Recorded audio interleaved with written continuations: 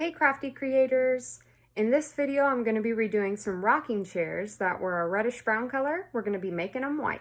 Hope you enjoy. Here is our newest find. We went to an estate sale and got these.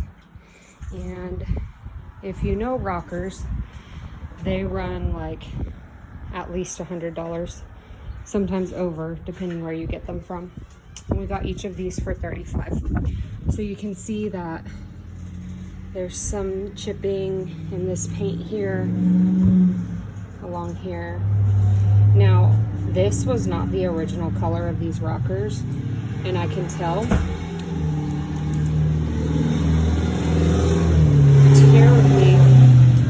Terribly sorry about the cars driving past. Just a minute, bud. Yeah, so this is not original paint here. You can tell, like, some of the spots, you can see they didn't paint very well. So we're gonna go ahead, and I think that might be original color there, right underneath, which it looks like it was a pretty color. But we will DIY these. We're gonna make white rockers. So, come along for the ride. I'm going to go ahead and remove all this paint because if I just make these white over this, then it's going to be kind of uneven. I'm going to be spraying it. It looks like they had painted with a brush and everything, and it's pretty uneven and chunky, so I don't want that same outcome. So first, we got to remove these lovely seat cushions. They are absolutely filthy.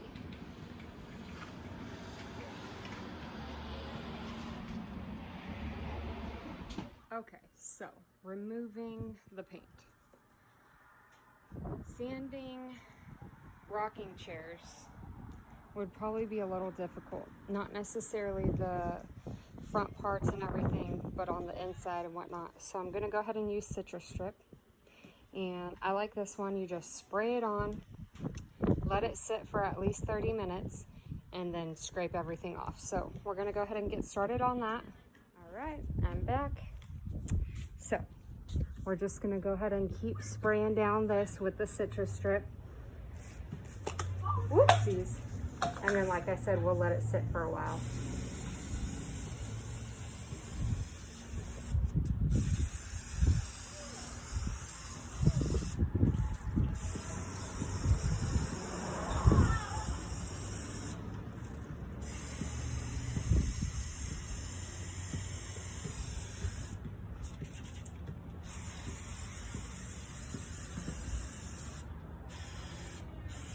So I'm gonna get the back of this and then the other chair, and I'll be back with what we do next. Okay, so the citrus strip hasn't even been on for 10 minutes yet, and this is why I love this product.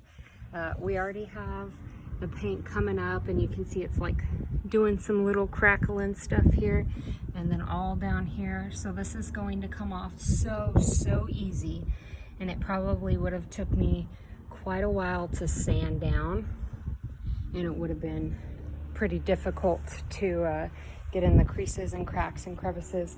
I do have a Dremel, so that would have made it easier, but this product is awesome and so easy. Okay, we've had our citrus strip not even sitting for 30 minutes, and it is just getting so bubbly and peeling off this paint so well that I cannot wait. I want to do it now. So I'm going to set this down and let you see. I think I'll do this part down here for you guys. I'm going to be using this bad boy here. This is a stripping shovel. So the idea is that all the stuff goes into this little compartment here, little shovel, and you could just dump it. And I have a little bucket here to discard.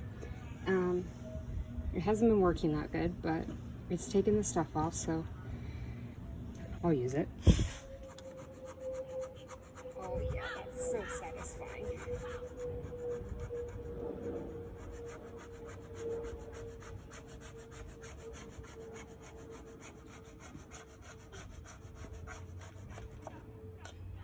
So satisfying.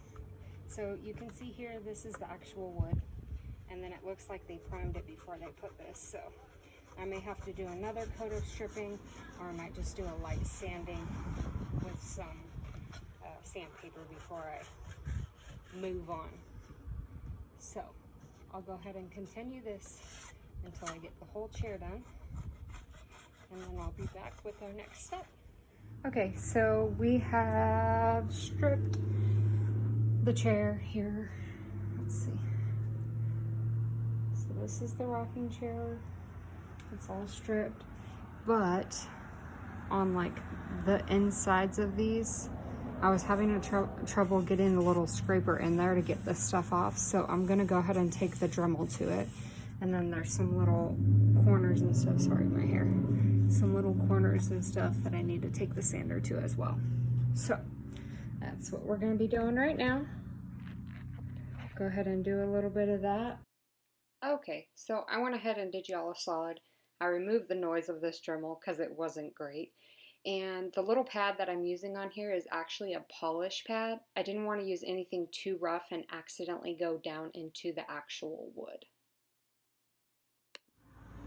Okay, so I just sprayed this all down, flipped it on both sides, washed it all down, and it's like 100 degrees out here, so it should dry quick. And once it's done, we'll go ahead and start painting it. We're about ready to start painting. I'm gonna start with the bottom of the chair, and then once that is covered and all good, I'll spray the top of the chair, and then we'll let it all dry and then do another coat. So this is what I'm gonna be using. It is Rust-Oleum American Accents 2x Paint and Primer Semi-Gloss. Bonds with wood, metal, and more. And it's in the color white. So I've got a reusable drop cloth on the ground here, and we're just gonna start going.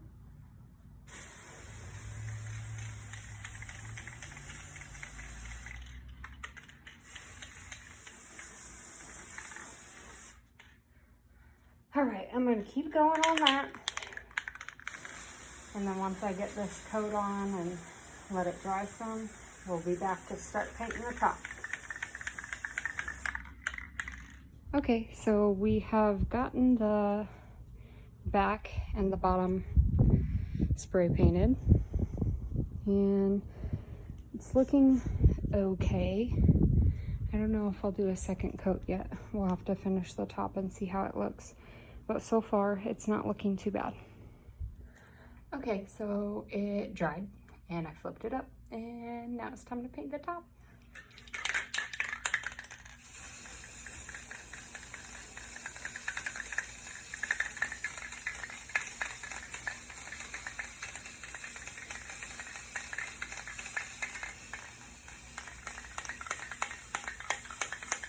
So this can's about out.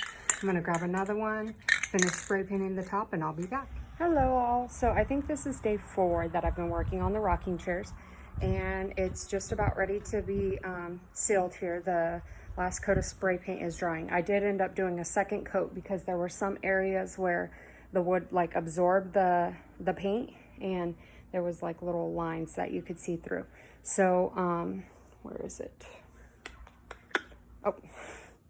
So to seal these rocking chairs, I got this Rust-Oleum 2x Ultra Cover Semi-Clear Gloss spray paint, but I only got 1 can, and I don't know why I did that. But 1 can's not gonna cover it. So to cover it with the white, it took 3 cans plus like a couple sprays from a 4th can. So I don't want to run back to the store because I already did that this morning, and I don't know why I did not get more of the spray paint seal stuff. But I'm gonna go ahead and cover it with this Minwax water-based polyacrylic protective finish. I have used this one, let's see if I can get better lighting, there we go. I've used this one on a lot of projects, and I really like the way that it dries, and you can get like a good thick finish on it without it being like sticky, or let's see, I have another one here that I really don't like. This one is the Clear Gloss Fast Drying Polyurethane, And this one, so this one requires you to put a coat on and then kind of sand everything down and then put another coat on. And I didn't really like that. And if you don't do that, it was like real tacky and sticky feeling. So I like the way this one dries. And I also like that it is water-based. So when I go to wash my paintbrushes, it's like no issue. It doesn't stick in there and be really nasty and stuff. I use a little bit of Dawn dish soap and it comes right out. Whereas the oil-based stuff, it's really difficult to clean your brushes, and I typically just end up throwing them out.